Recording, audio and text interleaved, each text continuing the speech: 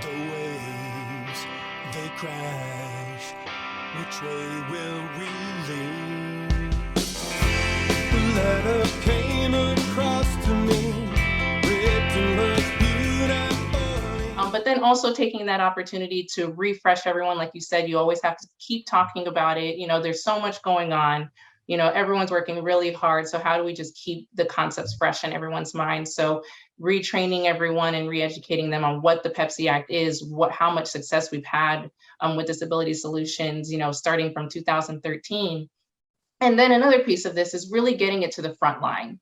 I think the You Belong Here video it's very touching, it's very powerful, and I know that that was very eye-opening for me seeing it for the first time. So I tried to think through what are just some ways that we can make sure that the front line is accessing this just the same as everyone else. So in our communication that goes out to all of our business leaders, there will be some talking points for them. They'll have the video on QR code for them to post around all sites across PBNA. So anyone can take a minute to just scan that QR code and watch the video and learn more from their leaders, like what this really means for them. And of course, hopefully it also encourages self-identification within our frontline population as well.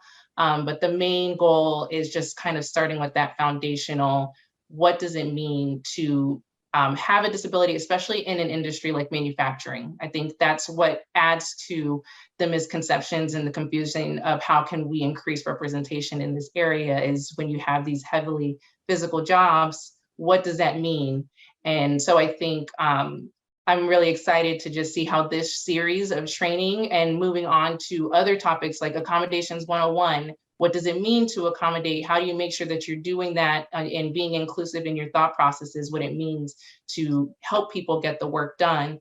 And then tips for hiring, best practices sharing for our leaders when it comes to hiring talent with disabilities. So there's an array of training and resources that Disability Solutions provides. And I think we are off to a good start, starting with October and starting with NDEAM, but then turning this into something that we talk about year round.